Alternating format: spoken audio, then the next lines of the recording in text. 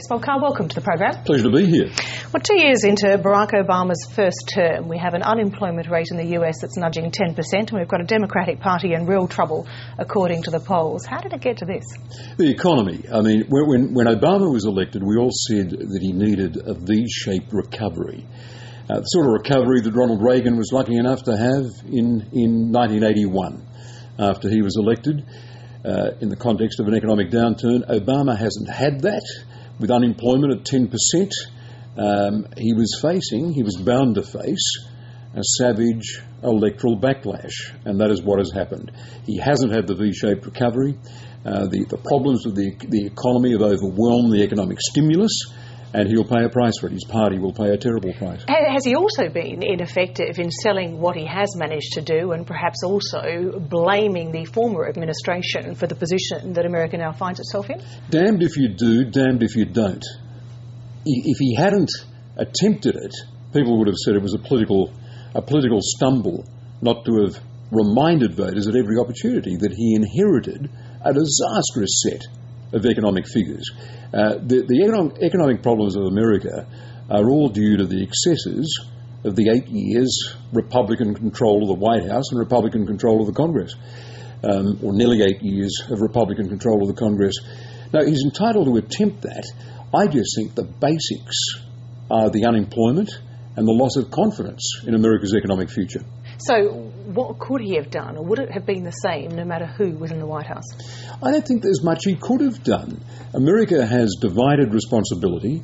America has a distinction between the executive, which sits separate from the Congress and the legislature. Americans have liked divided government. Well, they're very used to them, aren't they? They're used to it, and they wouldn't want it any other way. But it means a president's powers aren't as great as the powers of a prime minister in the Westminster system, in a prime ministerial system of government, such as we have and the British have, if the prime minister has a majority in the lower house and, with luck, in the upper house.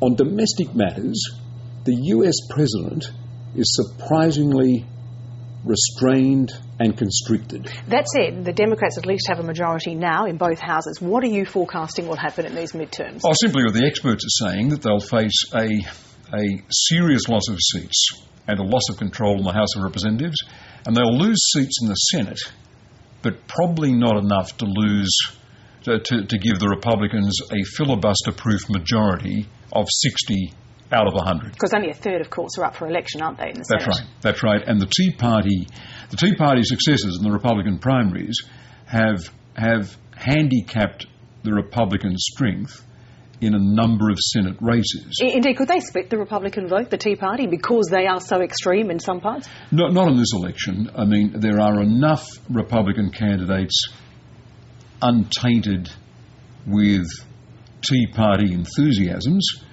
to mean that it's only a factor in, I guess, half a dozen states. But it is a pointer to a bigger problem that they've got 2 years from now. Sarah Palin's created a momentum, and that momentum, in my view, might even make it hard for her to say no to nominating in the race for the presidency. And if she stands, I think she's going to make it very, very hard for the Republicans to choose someone else, and she's going to hurt the Republican cause 2 years off. But we're only seeing hints of that now. Indeed, if you look back at history and you look at what happened to Bill Clinton, what happened to him in 1994, he lost both houses, but he recovered to win a landslide in 96. Can Obama do a Clinton, do you think? He'll attempt to do a Clinton. Rather than running a Harry Truman-style 2-year campaign against a do-nothing Congress, he will copy Clinton and move to the centre and try to outmaneuver the Republicans. His dream would be, and the dream of the Democratic Party, would be that the Republicans go to excess. Emboldened by the result they can expect on Tuesday, they will go too far. And it will be easy for the Democrats to reclaim 2 years from now the independent votes, the independent votes who they're losing in this election. But to do that, of course, they'll also need an economic recovery. As Clinton's campaign advised its people in 1992, it's the economy, stupid. you've always got to think of the economy. And that's very true of the situation faced now, and the situation that Obama will face, struggling for re-election. Do you think he'll face gridlock between now and 2012? Yes, yeah, and this is the American system at its worst, but it is the American system. And it's the American system that Americans would not want to give up, namely a division in power. Executive responsibility sitting in the White House independent of the legislature, and a Congress that can be 100% against the President on every item of legislation that he would want to pass. There's going to be a lot of ugly politics. The Republicans will have the numbers to subpoena material from the White House. They'll have the leadership of congressional committees to run wars and campaigns against the White House. Obama, on the other hand, has got the power of veto and will be tempted to knock back Republican legislation. And it'll all be about giving one side or the other the advantage 2 years off when the White House itself is at stake. Well, as you say, it's a different system to the one that we have in this country, and of course we're facing elections in this country ourselves. In Victoria, the state government campaign kicked off officially today. The polls suggest a narrow Labor victory. Do you agree with the polls? I think they ring true. I think John Brumby, who's an excellent Premier, would be the first to say we can't take anything for granted. There's a bit of an anti-Labor mood in the country, but not pronounced in Victoria, which polled very well for federal Labor.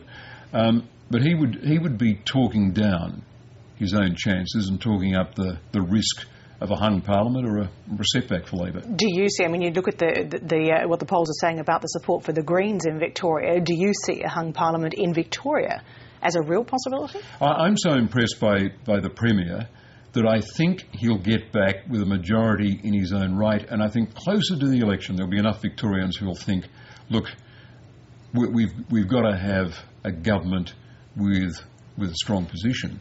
Let's not have a hung parliament at the state level as we have at the national level. Didn't stop two other states, I guess. No, and I mean, we've had, since 1989, we've had a lot of experience. We can now say that every parliament in Australia since 1989 has had the experience of a hung parliament, of a deadlocked result, of independents or small parties determining who rules. So it's no longer an un-Australian phenomenon. Of course, also in New South Wales, your state, you left office as Premier 5 years ago. Did you ever think you'd see Labor on a popularity rating in New South Wales of just 23%? No, inconceivable, because Labor was seen as a natural majority party, enjoying the demographic base of Wollongong and Newcastle, as well as that of Greater Sydney, plus a number of country seats, which we were very proud to hold through a record of good service to rural communities. Now, it's very, very bad. I think it reflects a too frequent change of leadership. It reflects a blocking by the party of a sensible plan for electricity privatisation. It reflects a diversion towards a metro instead of sticking with a sound plan for new public transport links that I left them with in June 2005. I outline all of this on my blog site today, and Labor's paying a price for these mistakes. Do you take any responsibility for it, given that although 5 years is a long time in politics, it's not that long in terms of planning for the sorts of infrastructure demands that Sydney now faces? I'm very, very proud that in my 10 years as Premier, we spent a whopping, unprecedented $61 billion on new infrastructure while finding $10 billion for debt retirement. I mean, it was that kind of fiscal mix that kept New South Wales its AAA rating during the downturn of the global financial crisis. Now, I'm very, very proud of all the infrastructure. You can read all about this on my blog site. But don't forget that since I left, Labor was re-elected with the Carr majority virtually intact in 2007. The other factor have been the cluster of so-called ministerial councils, scandals, some of them beat-ups and others serious. But after a time, the public does turn off a government that generates controversies generated by ministerial conduct. But on the other hand, I tell you what, the public is going to be looking at the alternative that Barry O'Farrell is offering. And I haven't seen a policy out of the opposition, apart from a commitment Barry O'Farrell made to simply borrow more money. I mean, if I, as opposition leader, had said in 1995, I'm going to solve the state's problems by simply driving the state into debt, I would have been laughed off the stage. But realistically, 4 or 5 months out from a state election, with approval rates like that, with a reputation like it has, do you think that Labor in New South Wales is destined for the wilderness? Obviously the party is way behind. But I know Christina Keneally, who I think is an excellent Premier, will be driving the electorate to look at the alternative it faces in March. Will she succeed? It's going to be tough. It's going to be tough. No one could say other than that. Bob Carr, many thanks for joining us. My pleasure, Ali. Thank you.